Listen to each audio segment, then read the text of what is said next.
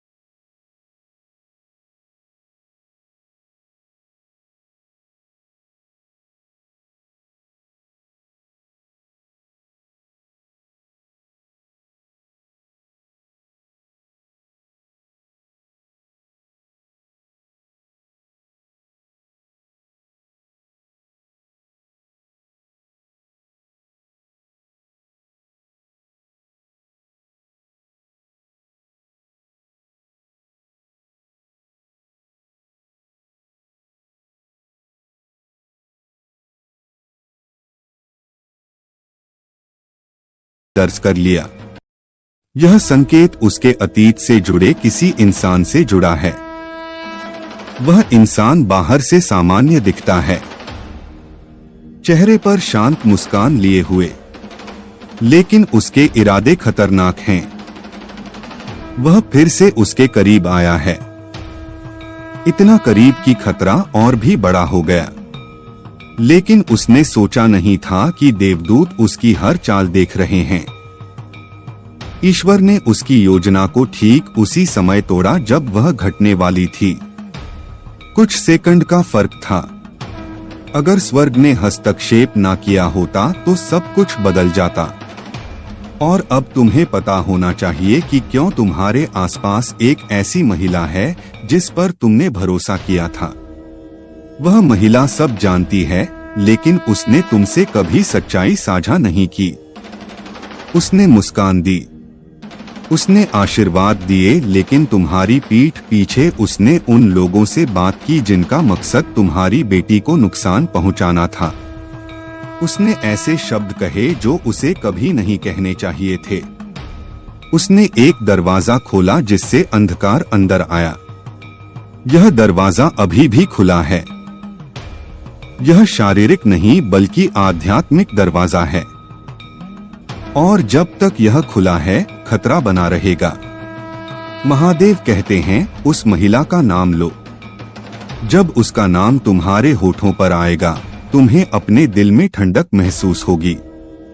वही ठंडक तुम्हें पुष्टि देगी कि वह वही है। उस ठंडक को नजरअंदाज मत करना। वह गलत आत्माओं को जानकारी दे रही है।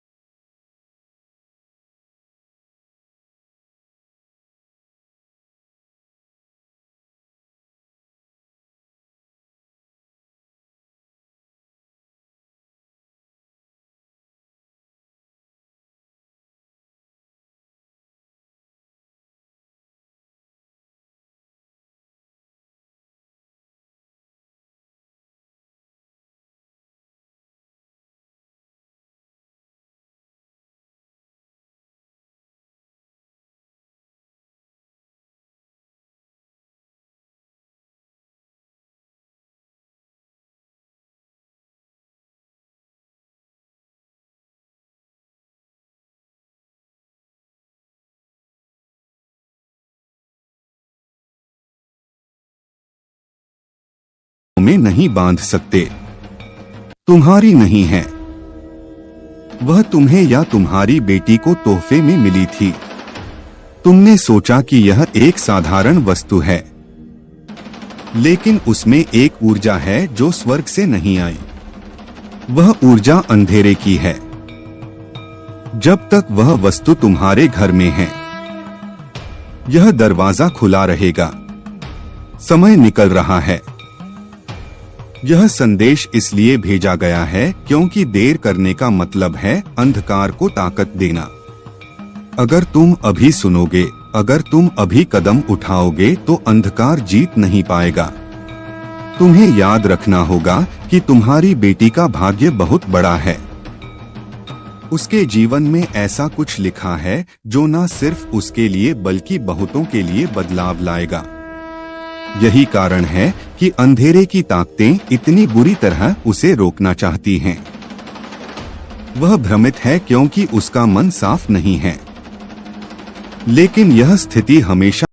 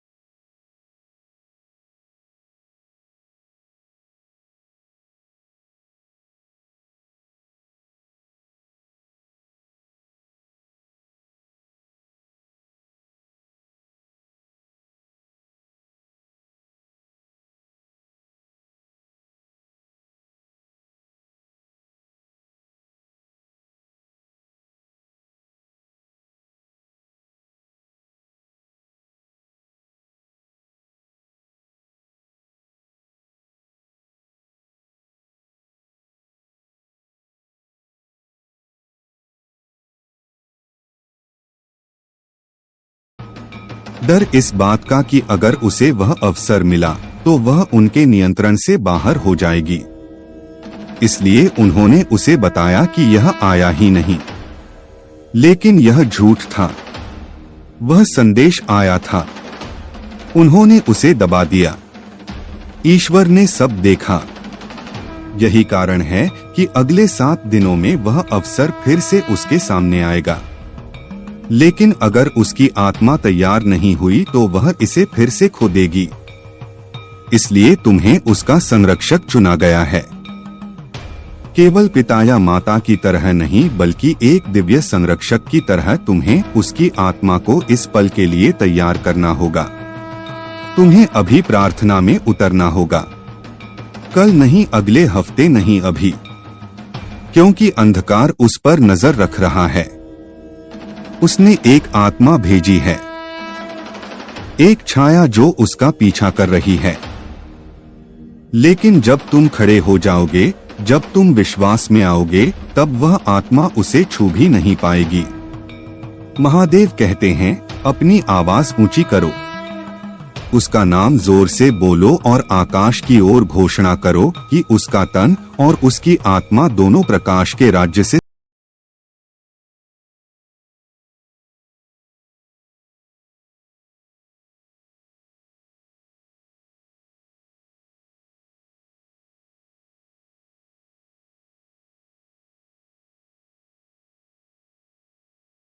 और टूट जाएंगी। कुछ दिन पहले तुम्हारे पास एक कॉल आया था। तुमने अनदेखा कर दिया। शायद व्यस्त थे। लेकिन वह कॉल आकस्मिक नहीं था। कोई तुम्हें राज बताने ही वाला था। वे डरे और कॉल काट दी। वे 3 दिन बाद फिर प्रयास करेंगे। इस बार अगर कॉल आए तो उठाना। चाहे नंबर अनजान हो, चाहे शब्द कम हो, सुनना। सवाल मत करना, केवल सुनना। उस आवाज में तुम्हें वह सच मिलेगा जो उसकी पीड़ा और किसी और के अपराध के बीच पुल का काम करेगा। तुम्हारी बेटी के पास एक डायरी है, एक नोटबुक या कोई जगह जहां वह अपनी आत्मा की बातें लिखती है। उसमें उसने कुछ ऐसा लिखा है जो तुम्हारे दिल को हिला देगा। उसने अपना दर्द वहां उतारा है क्योंकि दुनिया से कहने की हिम्मत नहीं जुटा पाई। स्वर्ग कहता है, अगर वह डायरी तुम्हारे हाथ लगे तो उसे जज मत करना, उसके सामने मत रोना, बस उसे गले लगा लेना। उसे केवल तुम्हारी मौजूदगी चाहिए। शब्दों से ज्यादा, सलाह से ज्यादा तुम्हारा साथ। शब्दों का समय बाद में आएगा। उसकी जिंदगी में एक लड़का था। तुम्हें उसके बारे में हमेशा अजीब सा एहसास होता था, लेकिन तुमने उस पर ध्यान नहीं दिया। वही तुम्हारा अंतर्ज्ञान था जो तुम्हें चेतावनी दे रहा था। अब वह वापस आने की कोशिश कर रहा है। शायद सीधे नहीं पर दूसरे लोगों से उसके बारे में पूछ रहा है। लेकिन जान लो, वह बदला है। अच्छा नहीं, बुरा। उसके भीतर कड़वाहट है। वह अपनी नाकामियों के लिए तुम्हारी बेटी को दोष देता है। अगर वह लौटे तो दरवाजा बंद कर देना। इस बार हमेशा के लिए, भले ही तुम्हारी बेटी कहे कि सब ठीक है, भले ही वह मजबूत दिखे, पर सच यह है कि वह अब भी उस अंधकार से लड़ने के लिए पूरी तरह तैयार नहीं है। भगवान कहते हैं, उस दरवाजे को मत खोलो। वह लड़का आध्यात्मिक संक्रमण की तरह है और अभी वह उसे निगल सकता है। तुम्हें आने वाले दिनों में एक संख्या बार बार दिखाई देगी। घड़ी पर, रसीद पर, गाड़ियों की प्लेट पर। यह संख्या 00 या 99 हो सकती है। जब भी देखो ठहरो और प्रार्थना करो। यह कोई संयोग नहीं होगा। यह देवदूतों का संकेत है। यह तुम्हारी पुष्टि है। यह वह तुरही है जो स्वर्ग बजाता है ताकि तुम जाग जाओ। ईश्वर कहते हैं, एक ऐसा क्षण था जब तुम्हारी बेटी बहुत करीब थी सब कुछ खोने के। उसने किसी से नहीं कहा। उसे लगा कोई परवाह नहीं करेगा, लेकिन उस रात उसके बिस्तर के पास एक देवदूत खड़ा था। उसने फुसफुसाकर उसे वापस जीवन में खींच लिया। उस पल ने उसकी किस्मत बदल दी। तब से उसके ऊपर स्वर्ग की मोहर लगी है। संगीत एक सुनहरी चमक जिसे अंधकार देखता है और कांपता है। इसीलिए हमले तेज हो रहे हैं, क्योंकि अंधकार जानता है कि उसका भाग्य बड़ा है। लेकिन वही चमक यह भी कहती है कि वह जीतेगी, वह उठेगी।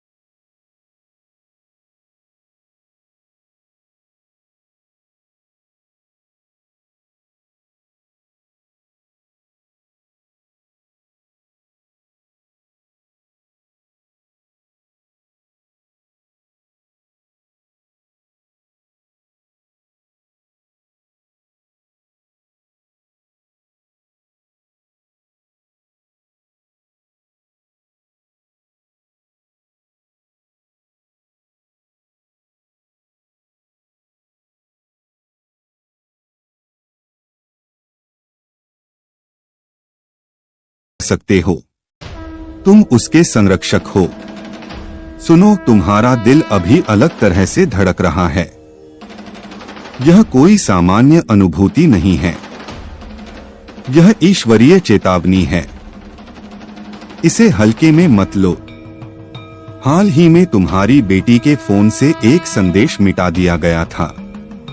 ध्यान देना, उसने नहीं बल्कि किसी और ने, जिसे थोड़ी सी पहुंच थी।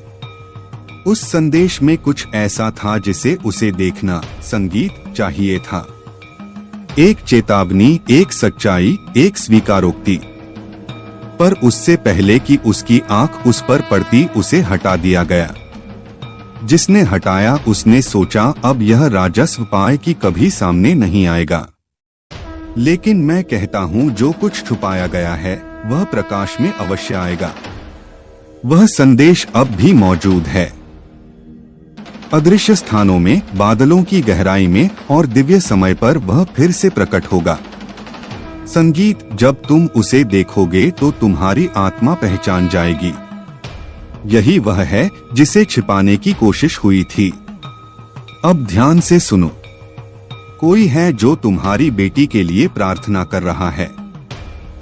कोई खून का रिश्ता नहीं, कोई बड़ा नाम नहीं। वह एक महिला है। वह पहचान नहीं चाहती, वह दिखावे की तलाश में नहीं। फिर भी वह लगातार उसकी रक्षा के लिए प्रार्थना करती है। पिछले महीने उसने एक सपना देखा। उसने तुम्हारी बेटी को आग से घिरा हुआ देखा, लेकिन आग ने उसे भस्म नहीं किया। उसने उसका नाम पुकारा और उसके सिर के ऊपर एक तेजस्वी प्रकाश प्रकट हुआ। वह प्रकाश ढाल बन गया।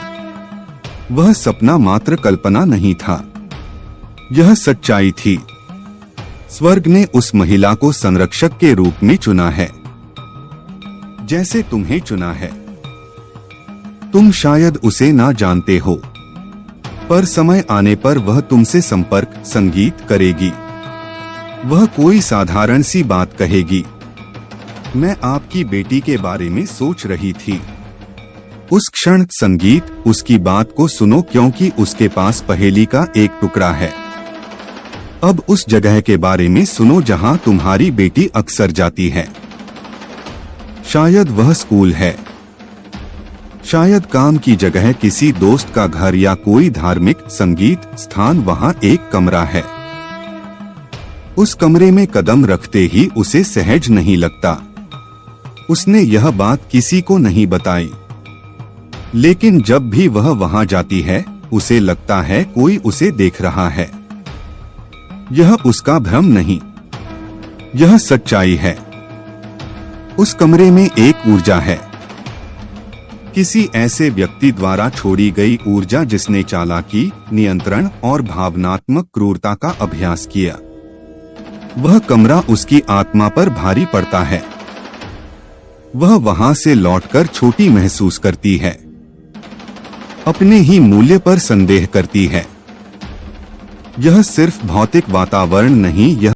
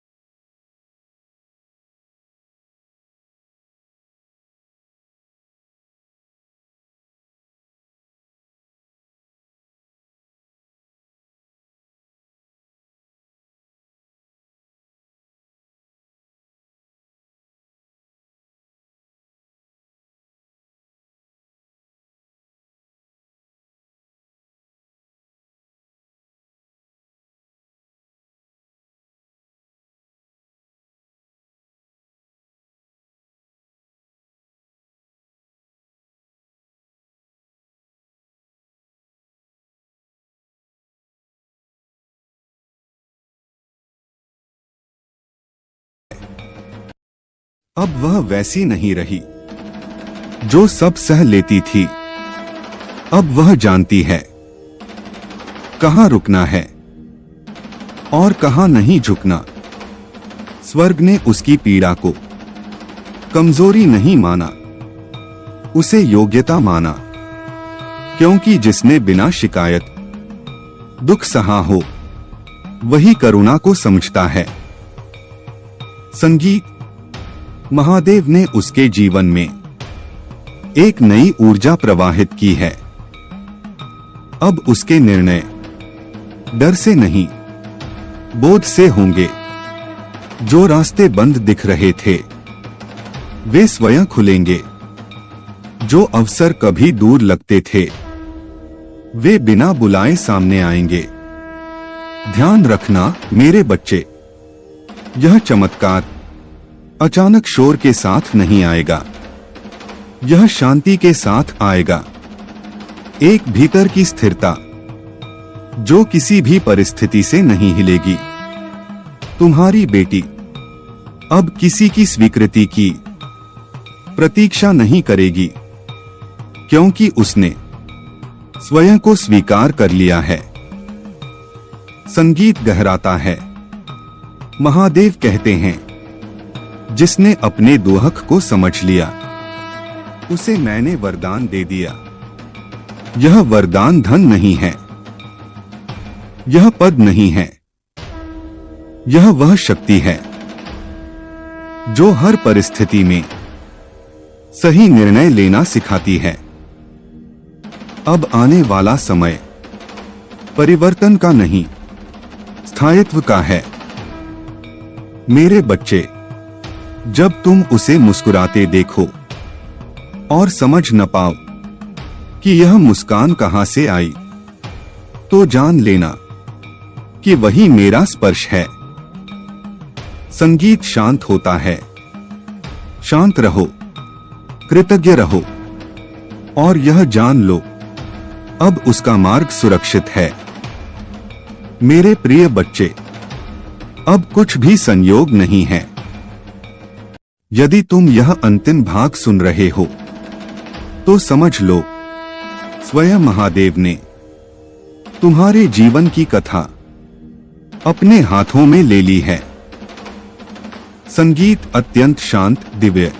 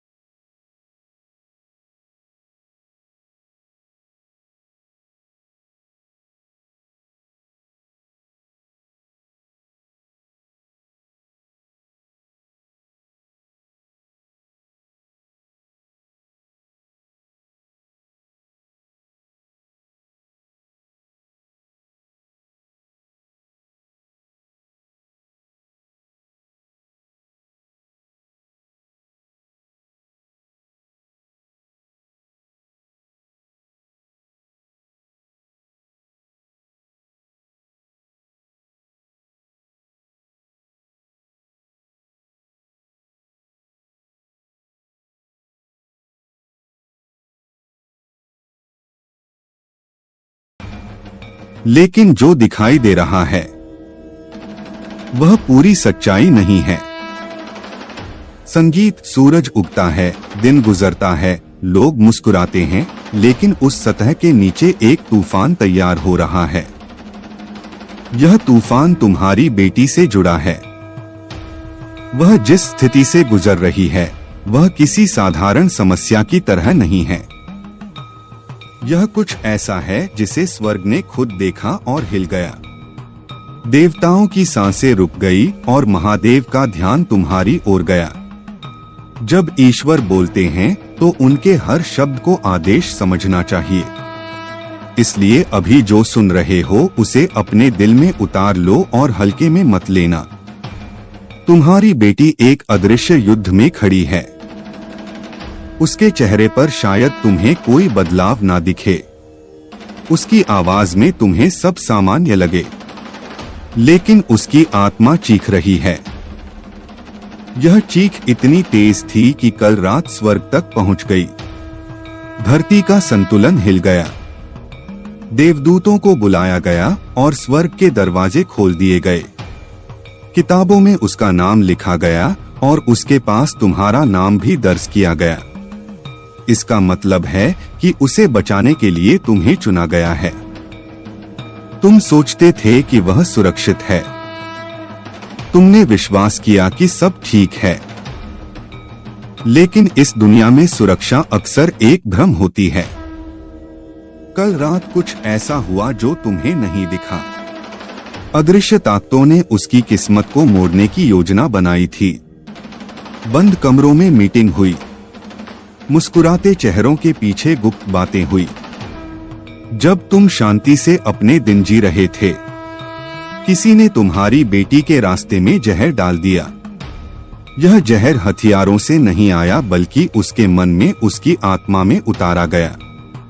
महादेव कहते हैं कि उसकी आत्मा पर हमला हुआ है। ऐसे विचार उसके मन में आने लगे हैं जो उसके अपने नहीं हैं। ऐसी भावनाएं अचानक उसकी रूह में भर रही हैं जो कभी उसकी नहीं थी। तुम देख रहे हो कि उसका स्वभाव बदल रहा है। उसकी आंखों में अजीब सी थकान है। वह पहले जैसी नहीं दिखती। यह सब उसकी गलती नहीं है। वह एक ऐसी आध्यात्मिक जाल में फंसी है जो उसे रोकना चाहता है, क्योंकि उसके भाग्य में कुछ बड़ा लिखा है। उसके अंदर एक प्राचीन शक्ति है। यही वजह है कि अंधेरे की ताकतें उसे निशाना बना रही हैं। लेकिन भगवान ने आखिरी पल में हस्तक्षेप किया। जब एक फैसला हो चुका था और उसकी किस्मत पर ताला लगने वाला था, तभी ईश्वर ने बीच में कदम रखा। वह आयामों से लड़ते हुए तुम्हारे पास यह संदेश लेकर आए। यह साधारण चेतावनी नहीं है, यह आदेश है। तुम्हें अब कार्य करना होगा। कल सुबह उसकी खिड़की के बाहर एक संकेत छोड़ा गया था। संगीत, शायद उसने ध्यान नहीं दिया। तुम्हें भी नजर ना आया हो, लेकिन स्वर्ग ने उसे दर्ज कर लिया। यह संकेत उसके अतीत से जुड़े किसी इंसान से जुड़ा है। वह इंसान बाहर से सामान्य दिखता है, चेहरे पर शांत मुस्कान लिए हुए, लेकिन उसके इरादे खतरनाक हैं। वह फिर से उसके करीब आया है, इतना करीब कि खतरा और भी बड़ा हो गया। लेकिन उसने सोचा नहीं था कि देवदूत उसकी हर चाल देख रहे हैं। ईश्वर ने उसकी योजना को ठीक उसी समय तोड़ा जब वह घटने वाली थी। कुछ सेकंड का फर्क था। अगर स्वर्ग ने हस्तक्षेप ना किया होता तो सब कुछ बदल जाता। और अब तुम्हें पता होना चाहिए कि क्यों तुम्हारे आसपास एक ऐसी महिला है जिस पर तुमने भरोसा किया था। वह महिला सब जानती है, लेकिन उसने तुमसे कभी सच्चाई साझा नहीं की। उसने मुस्कान दी, उसने आशीर्वाद दिए, लेकिन तुम्हारी पीठ पीछे उसने उन लोगों से बात की जिनका मकसद तुम्हारी बेटी को नुकसान पहुंचाना था। उसने ऐसे शब्द कहे जो उसे कभी नहीं कहने चाहिए थे। उसने एक दरवाजा खोला जिससे अंधकार अंदर आया। यह दरवाजा अभी भी खुला है। यह शारीरिक नहीं बल्कि आध्यात्मिक दरवाजा है, और जब तक यह खुला है खतरा बना रहेगा। महादेव कहते हैं, उस महिला का नाम लो। जब उसका नाम तुम्हारे होठों पर आएगा, तुम्हें अपने दिल में ठंडक महसूस होगी। वही ठंडक तुम्हें पुष्टि देगी कि वह वही है। उस ठंडक को नजरअंदाज मत करना। वह गलत आत्माओं को जानकारी दे रही है। वह तुम्हारी बेटी की कमजोरी को उनके सामने खोल रही है। तुम्हें लग सकता है कि यह सब कल्पना है, लेकिन जान लो अदृश्य ताकतें वास्तविक हैं। वे हवा की तरह हैं, दिखती नहीं पर असर करती हैं। तुम्हारी बेटी का मन उनके वार से घायल हो रहा है। वह ऐसी सोच में डूब रही है जो उसकी नहीं है। वह चीजें महसूस कर रही है जो उसकी आत्मा की नहीं है। यही कारण है कि वह पीछे हट रही है। यही कारण है कि उसकी आंखें बदल गई हैं। पर याद रखो, यह उसकी गलती नहीं, संगीत है। यह एक मौन युद्ध है, और इस युद्ध में उसकी आत्मा अकेली नहीं है। देवदूत उसके साथ हैं, लेकिन उन्हें तुम्हारे सहयोग की जरूरत है। भगवान ने तुम्हें चुना है क्योंकि सिर्फ तुम ही वह दरवाजा बंद कर सकते हो। तुम्हारे घर में एक ऐसी चीज है जो संगीत, तुम्हारे जीवन के पर्दे के पीछे एक गूढ़ प्रक्रिया चल रही है। एक ऐसा परिवर्तन जिसे तुम अभी शब्दों में नहीं बांध सकते, तुम्हारी नहीं है। वह तुम्हें या तुम्हारी बेटी को तोहफे में मिली थी। तुमने सोचा कि यह एक साधारण वस्तु है, लेकिन उसमें एक ऊर्जा है जो स्वर्ग से नहीं आई। वह ऊर्जा अंधेरे की है। जब तक वह वस्तु तुम्हारे घर में है, यह दरवाजा खुला रहेगा। समय निकल रहा है। यह संदेश इसलिए भेजा गया है क्योंकि देर करने का मतलब है अंधकार को ताकत देना। अगर तुम अभी सुनोगे, अगर तुम अभी कदम उठाओगे तो अंधकार जीत नहीं पाएगा। तुम्हें याद रखना होगा कि तुम्हारी बेटी का भाग्य बहुत बड़ा है। उसके जीवन में ऐसा कुछ लिखा है जो न सिर्फ उसके लिए बल्कि बहुतों के लिए बदलाव लाएगा। यही कारण है कि अंधेरे की ताकतें इतनी बुरी तरह उसे रोकना चाहती हैं। वह भ्रमित है क्योंकि उसका मन साफ नहीं है। लेकिन यह स्थिति हमेशा नहीं रहेगी। अगर तुम सही कदम उठाओगे, अगर तुम अपने विश्वास पर डटे रहोगे, तो वह फिर से वही चमक पाएगी जो उसके अंदर जन्म से है। महादेव का कहना है कि तुम यह मत सोचो कि यह सिर्फ उसका युद्ध है। यह तुम्हारा भी है, तुम्हारे परिवार का है। और जब तुम खड़े हो जाओगे तो स्वर्ग भी, संगीत तुम्हारे साथ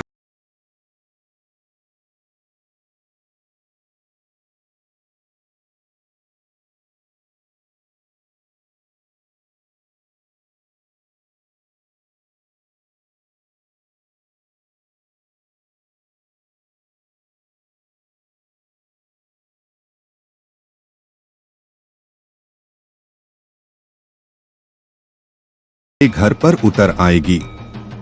मत भूलना, अंधकार हमेशा वही हमला करता है जहां सबसे ज्यादा रोशनी होती है, और तुम्हारी बेटी वह रोशनी है। इसलिए दुश्मन ने उसे चुना।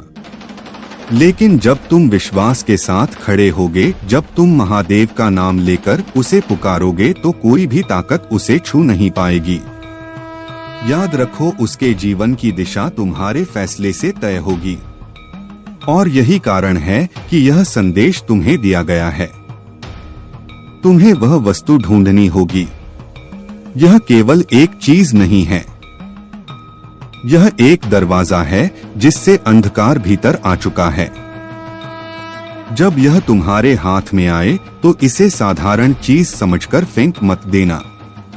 इसे धरती की गोद में सुला दो, मिट्टी के नीचे दफना दो, राख के ऊपर दीपक जलाओ और वहां एक प्रार्थना अर्पित करो। जैसे ही वह प्रार्थना धुएं की तरह उठेगी, वैसे ही तुम्हारी बेटी के मन पर लगी एक जंजीर टूट जाएगी। जब यह होगा तो उसे अचानक भीतर से हल्कापन महसूस होगा, उसका बोझ उतरने लगेगा। यही संकेत होगा कि तुमने सही किया है। कल रात उसने एक सपना देखा था, लेकिन वह तुम्हें नहीं बता पाई। वह शब्दों में बंध नहीं पाया। उसने किसी ऐसे व्यक्ति को देखा जो बिल्कुल तुम्हारी तरह दिखता था, लेकिन वह तुम नहीं थे। उसकी आवाज अजनबी थी, मुस्कान झूठी थी। यह कोई सामान्य सपना नहीं था, यह एक चेतावनी थी, स्वर्ग का तरीका उसे दिखाने का कि किससे सावधान रहना है। दुश्मन उसके सबसे करीबी चेहरों की छवि बदलने की कोशिश कर रहा है ताकि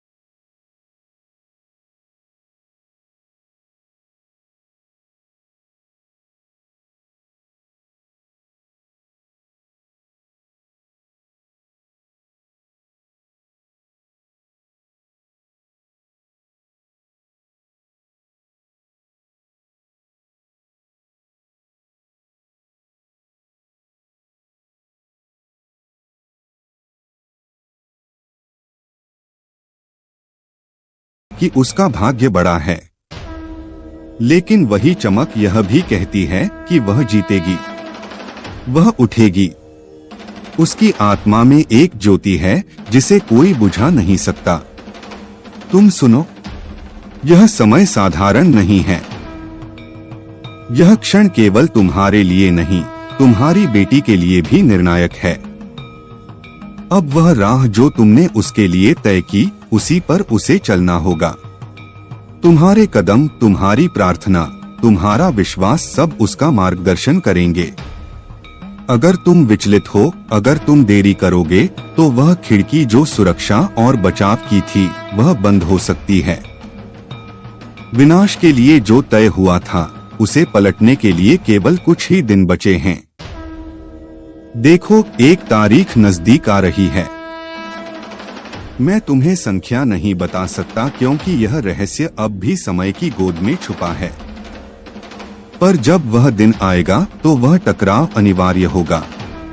कुछ कहा जाएगा, एक छुपा हुआ सत्य प्रकट होगा और तुम्हारी बेटी उस क्षण तुम्हारी ओर देखेगी।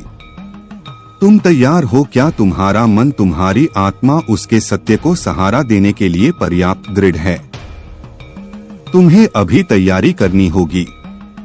उपवास करो, प्रार्थना करो। यदि केवल एक भोजन ही रोकता है, उसे त्याग दो।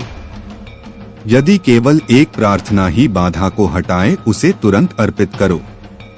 स्वर्ग को तुम्हारी सहमति की आवश्यकता है। आध्यात्मिक न्यायालय ने यह मामला पहले ही खोला है।